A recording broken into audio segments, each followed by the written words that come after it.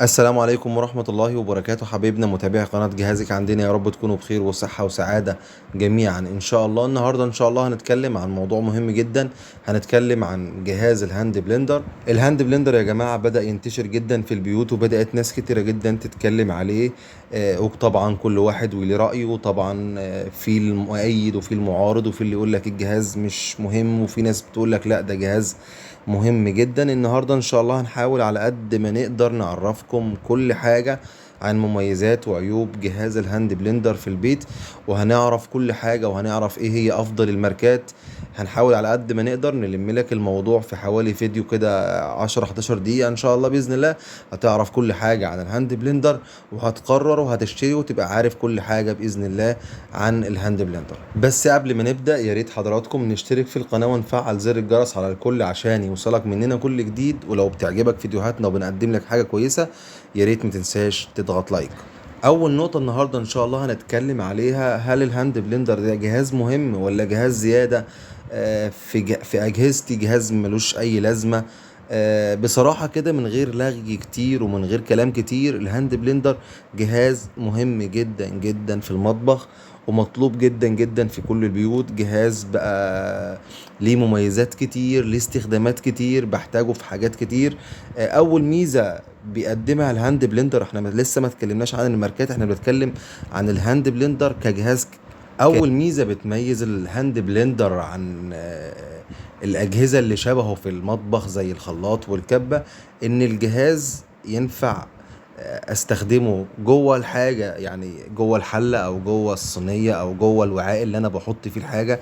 استخدمه جواها هي ذات نفسها، مش احط الحاجة جوه الخلاط واحط الحاجة جوه الكبة، لا ده استخدم الجهاز بنفسه جوه جوه الحلة او جوه الصينية وكده، وفي نفس الوقت ببقى شايف الحاجة قدامي محتاجة ضغطة زيادة، محتاجة شغل زيادة، ولا خلاص كده اتخلطت كويس او اتعصرت كويس. جهاز بينفع نستخدمه في الحاجة الساقعة، وفي نفس الوقت ينفع نستخدمه في الحاجة السخنة. ينفع نكسر بيه تلج، ينفع نعمل بيه عصاير، ينفع نعمل بيه ايس كريم، حاجات كتيرة جدا. طبعا ستات البيوت هتعرفها اكتر مني. هنستخدمه في الحاجة السخنة حتى لو درجة حرارتها عالية جدا مفيش أي مشكلة، وفي نفس الوقت هنستخدمه في الحاجة الساقعة حتى لو درجة برودتها عالية جدا مفيش أي مشكلة. جهاز بصراحة متعدد الاستخدامات، بستخدمه في أكتر من حاجة. استخدمه خلاط، استخدمه كبة، استخدمه مضرب بيض، استخدمه هراس للبطاطس او لشوربة العدس.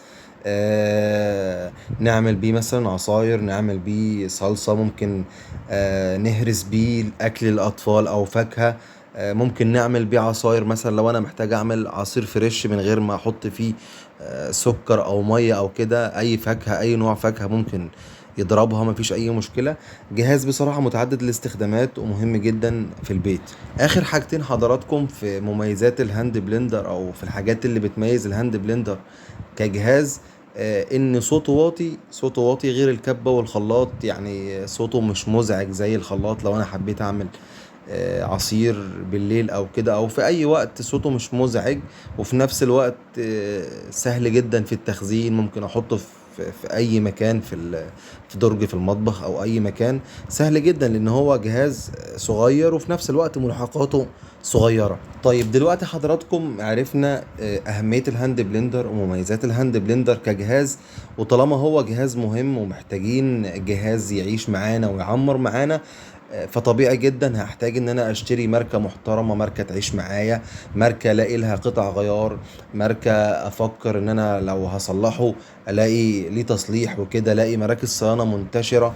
طيب قبل ما ندخل في موضوع ايه هي افضل الماركات وايه هي افضل الانواع، لازم حضراتكم نقف عند نقطة مهمة جدا، اللي هي انا محتاج هاند بلندر وخلاص قررت ان انا اشتري هاند بلندر. طيب انا محتاج هاند بلندر قطعة واحدة، يعني هو الهاند بس تمام بالموتور بتاعه، ولا محتاج جهاز كامل معاه كبة معاه مضرب بيض، وفي أجهزة تانية بتكون معاها مطحنة، وفي أجهزة تانية بيكون معاها مباشر للخضار تقطع الخضار طرنشات وكده.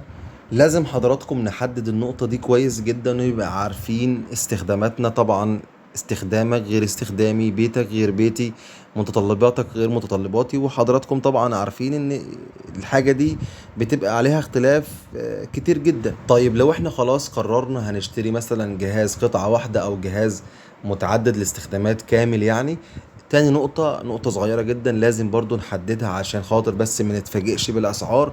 هنحدد احنا محتاجين نشتري جهاز في حدود كام. اذا كان جهاز قطعة واحدة او اذا كان جهاز متعدد الاستخدامات، محتاجين نعرف بس هنشتري جهاز في حدود كام. يعني في حدود مثلا 500 جنيه، 1000، 2000، 4، حسب ما انت حددت السعر، بس عشان خاطر بس ما تتفاجئش لما تدخل اي محل بيبيع اجهزة منزلية وتقول له انا عايز افضل هاند بلندر، وانت تكون مثلا في بالك حاطط في بالك مثلا هتشتري هاند بلندر ب 700 800 جنيه، ويقول لك افضل جهاز مثلا بحوالي 4000 او 5000. فلازم حضراتكم نحدد موضوع السعر ده.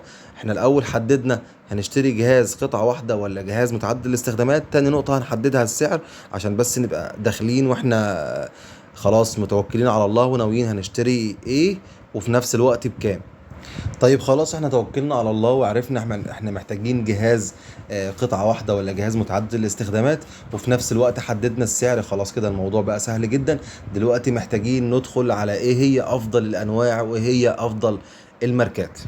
افضل انواع الهاند بلندر على الاطلاق اذا كان قطعة واحدة او اذا كان جهاز متعدد الاستخدامات، من غير كلام كتير، ماركة براون بصراحة محدش يقدر يقول غير انها رقم واحد في الهاند بلندر. ماركة محترمة جدا في تصنيع الهاند بلندر بالذات. بتصنع هاند بلندرات كتيرة جدا لا يقل عن 17 18 موديل.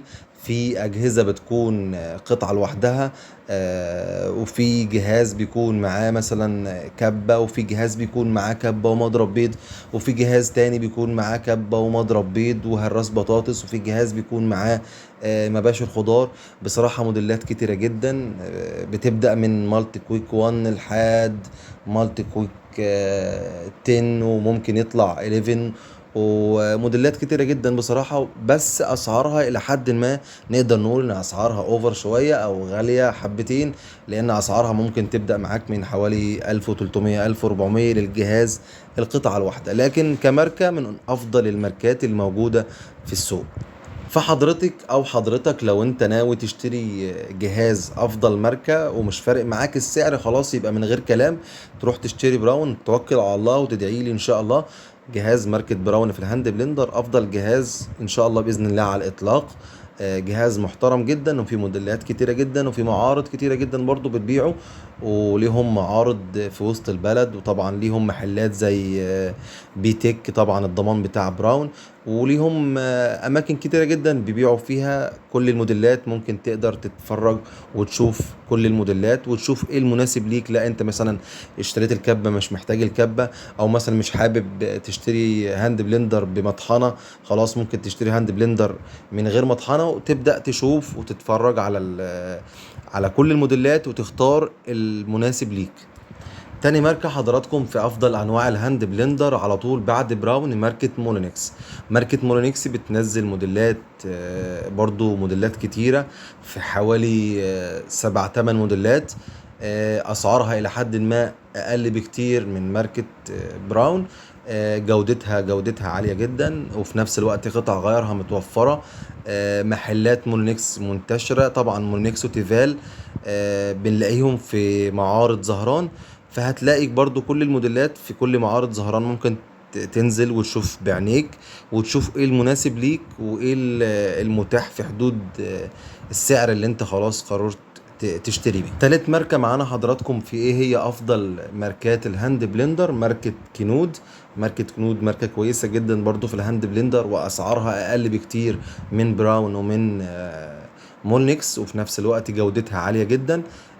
طبعا شركة كونود شركة عالمية في تصنيع الأجهزة المنزلية أو الأجهزة الكهربائية. هنلاقي برضو موديلات إلى حوالي مثلا 4 5 موديلات كلهم كويسين خالص، في القطعة الواحدة وفي الجهاز الكامل. بس ما عندهمش جهاز كامل يعني عندهم جهاز فيه هاند بلندر وكبة ومضرب بيض، لكن ما عندهمش زي براون أو زي مونونكس وكده. رابع ماركة حضراتكم في إيه هي أفضل أنواع الهاند بلندر، ماركة بوش طبعا ماركة غنية عن التعريف. نقدر نقول بس ان هي العيوب بتاعتها ان هي مش منتشرة يعني زي كنود وزي مولينكس وزي براون وكده.